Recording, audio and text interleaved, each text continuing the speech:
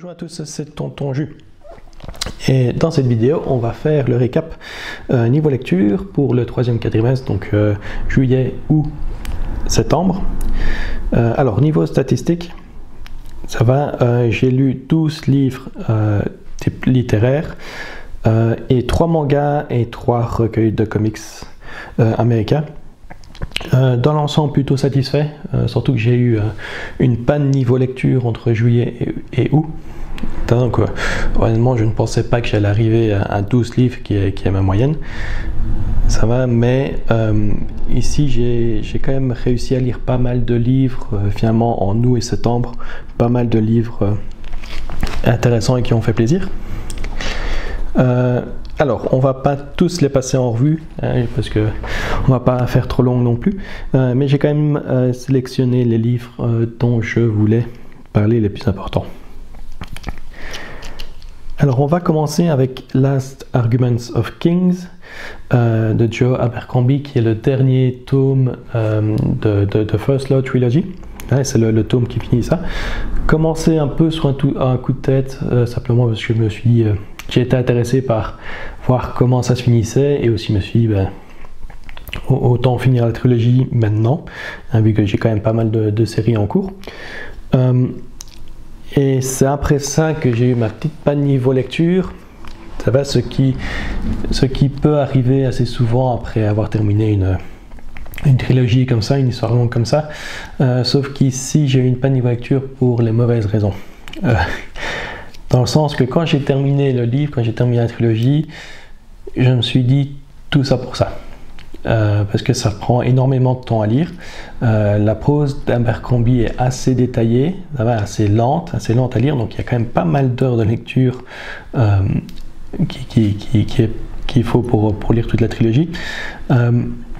Et au final, personnellement, je suis resté un peu sur ma faim.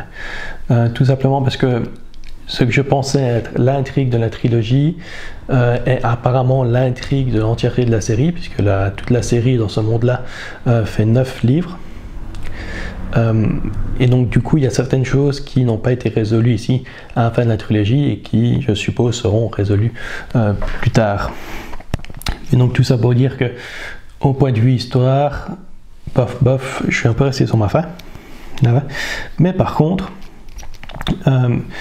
Le style d'Abercrombie, personnellement j'adore, c'est un style très lent, très détaillé.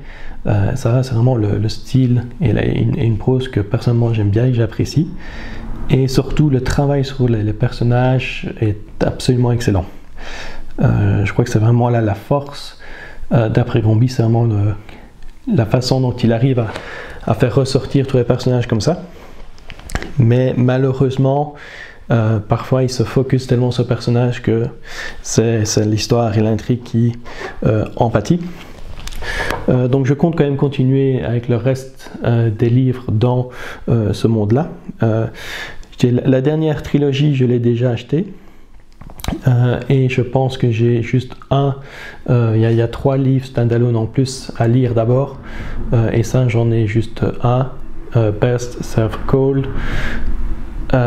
Qui apparemment est quand même assez bon. C'est souvent en tout cas un des livres qui est cité comme un des meilleurs d'Abercrombie, donc à voir. Alors comme j'ai dit après ça, donc j'ai essayé de lire différentes choses, etc. Mais il n'y a pas grand chose qui m'intéressait au niveau de livres. Mais parmi tous ces livres-là, il y en a quand même un qui est ressorti, c'est Slaughterhouse 5 de Kurt Vonnegut. Alors c'est un livre que certains considèrent comme de la science-fiction. Personnellement, c'est pas mon cas. Ça dépend vraiment comment vous interprétez certaines choses. J'ai lu la préface de Kurt Vonnegut, mais il dit jamais réellement dans quel sens il faut prendre ça, si c'était réellement de la science-fiction ou non. Je pense que lui-même veut laisser le soin au lecteur de faire ce choix-là. Ça va. Mais alors, le reste de l'histoire, donc l'histoire concerne un prisonnier de guerre pendant la Seconde Guerre mondiale, qui va être prisonnier par les Allemands. Et c'est un petit peu autobiographique. Il y a probablement certains passages qui sont réellement autobiographiques, puisque Kurt Vonnegut lui-même était un prisonnier de guerre durant la Seconde Guerre mondiale. Ça va. Donc c'est pas toujours facile à lire. Personnellement, je suis belge. J'ai des grands-parents qui ont été envoyés dans les camps de concentration pendant la Seconde Guerre mondiale. Donc c'est un sujet que je connais malheureusement bien, puisque ils ont tous les deux survécu, heureusement, et même s'ils n'en parlaient pas beaucoup, ils ont quand même parlé de temps en temps de ce qui s'était passé pendant la Seconde Guerre. Donc ce sont des choses que je connais. Ça va. Et le livre en lui-même fait du très bon boulot pour amener ce genre d'histoire d'une bonne façon. Et personnellement, même si ici c'est le point de vue d'un prisonnier américain, personnellement c'est le genre de livre qui devrait être dans le curriculum dans toute l'Union européenne. Ça va. Je veux dire qu'on est en 3e ou 4e secondaire, pour moi c'est le meilleur moment pour lire ce genre de choses et se rendre compte de la réalité qu'il y a eu pendant la Seconde Guerre mondiale. Alors après ça, on va quand même passer à des choses un peu plus joyeuses. Le livre qui m'a réellement sauvé d'un pas de niveau lecture, c'était The Fifth Head of Cerberus de Gene Wolfe. Premier livre de Gene Wolfe que j'ai lu. Mais qui m'a convaincu de directement acheter les livres. Je pense que le titre de la série c'est Empire of the New Sun, je pense. Et j'ai directement acheté les livres en vol anthologie de cette série-là tellement que c'était bon. C'est mon livre du quadrimestre, clairement. Et c'est un livre un peu particulier parce que donc ici c'est de la science-fiction, mais c'est le genre de science-fiction qui est un peu fantastique aussi, parce que même s'il y a au niveau de technologie, c'est de la science-fiction, il y a quand même une régression des normes au point de vue social et au point de vue moral. Et donc on a un peu ce mélange science-fiction fantastique dedans. Ça va. Mais l'aspect intéressant du livre, c'est que il n'est pas raconté réellement de façon traditionnelle. En fait, c'est trois petites histoires qui sont plus ou moins interconnectées et surtout qui sont racontées de 3 façons différentes en fait. Et donc c'est vraiment là l'intérêt du livre, parce qu'un des thèmes qu'il explore dans ce livre, c'est vraiment le thème de la perception. Et je veux dire, et c'est pour ça qu'entre guillemets il en rajoute une couche en nous offrant 3 histoires qui sont vraiment racontées de différentes façons. Au point de vue des thèmes abordés, là aussi c'est extrêmement bien fait, comme je l'ai dit. Donc il y a les thèmes d'interprétation, mais aussi les thèmes de xénophobie, les thèmes de colonialisme, les termes aussi au point de vue éthique. Ça va dans la science-fiction médicale, j'ai envie de dire, on va dire ça comme ça, j'ai pas envie de spoiler trop de choses. Et donc il y a quand même beaucoup de différents thèmes qui sont abordés comme ça. Encore une fois de façon différente suivant de quelle histoire on parle, mais c'est vraiment, je pense que c'est un excellent showcase du talent de Gene Wolfe, et c'est vraiment le genre de livre que personnellement moi j'adore. Et donc clairement ici c'est mon livre du quadrimestre. Alors ensuite on va enchaîner avec malheureusement une petite déception, et c'est surtout encore plus dommage parce que c'est une déception qui est un peu inattendue. C'est Howling Dark, qui est le tome 2 de Sun Eater, qui est la série donc, de Christopher Rucchio. J'avais extrêmement bien aimé le premier livre. Il y avait des soucis au point de vue du rythme, là-bas, mais la deuxième partie du premier tome, personnellement, je l'ai absolument dévoré. Et ici, je suis beaucoup plus mitigé ici sur ce deuxième tome. Déjà, le début est bof. On a une ellipse temporelle assez grande avec la fin du premier tome, et il s'est passé des choses, il y a des nouveaux personnages qui sont entrés dans l'histoire, etc. Et du coup dans les premiers chapitres on essaye de comprendre un peu ce qui s'est passé pendant cette ellipse temporelle qu'il y a eu et on fait connaissance des nouveaux personnages. Le seul problème, c'est que comme on fait déjà tout ce travail-là, on n'a pas vraiment le temps de se reconnecter émotionnellement avec Adrian, qui est le héros de l'histoire, ni avec les nouveaux personnages, etc. Et quasi tout de suite, on est plongé dans l'action. Action qui est intéressante, mais ce sont des événements qui vont avoir un impact émotionnel.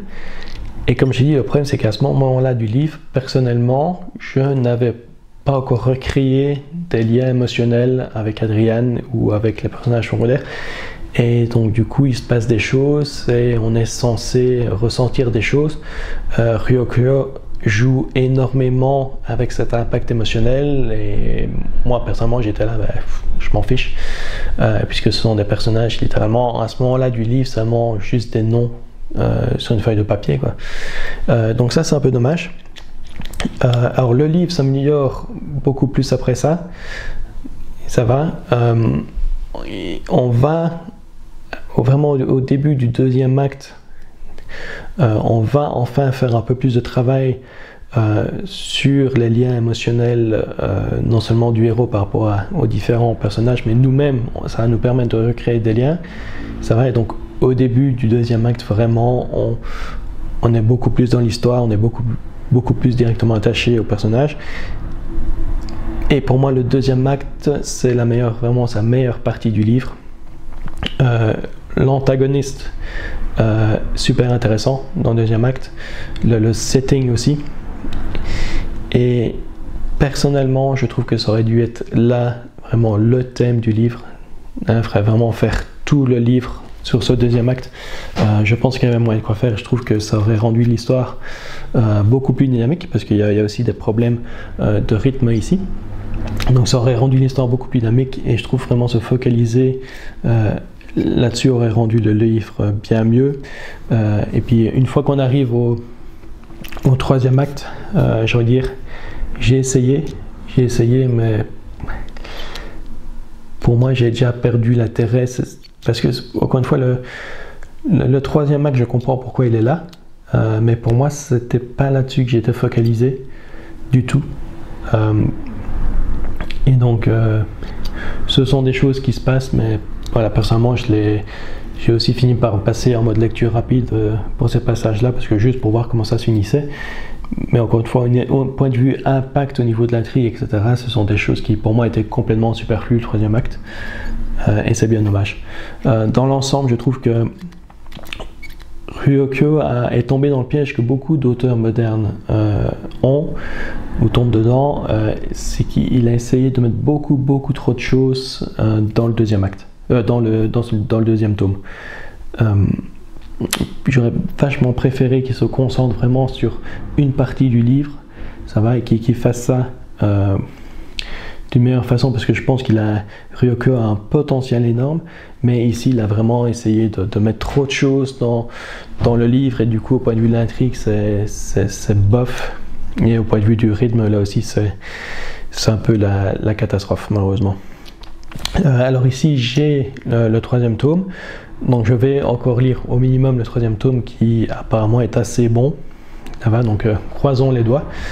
On verra où va l'histoire, mais voilà, après ce troisième tome, j'évaluerai quand même si c'est une série que je continue ou non, mais honnêtement j'espère que je vais continuer, parce que comme je l'ai dit, Ryokyo, au point de vue du style et la prose, etc., c'est vraiment un auteur qui a vraiment du potentiel énorme.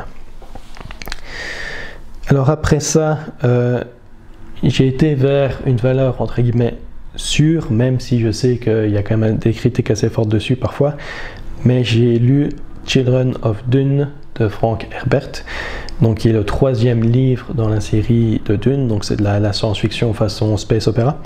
Et alors là, la première partie, hyper lente, trop lente. Mais pour moi, la deuxième partie est nickel et vraiment rattrape bien le coup. Et vraiment, pour moi, ça vaut le coup de lire le livre rien que pour la deuxième partie, parce que c'est là vraiment où les choses prennent du sens, où l'histoire se lance vraiment. Et personnellement, j'ai vraiment adoré la deuxième partie.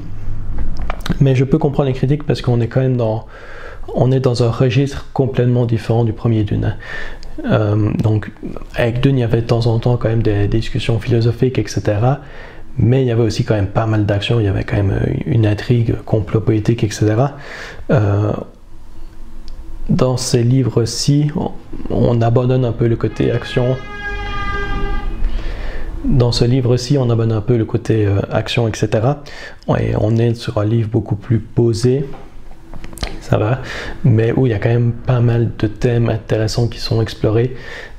Et pour moi, là, encore une fois, c'est vraiment le style que j'adore. Donc personnellement, j'ai en tout cas préféré Children of Dune, j'ai préféré ce 3e tome au 2e tome qui est Dune Messiah. Ça va. Et je compte lire le 4e tome bientôt, puisque j'ai un ami qui m'a conseillé de ne pas laisser passer trop de temps entre les deux. Donc le 4e livre sera lu quand même avant la fin de l'année en principe.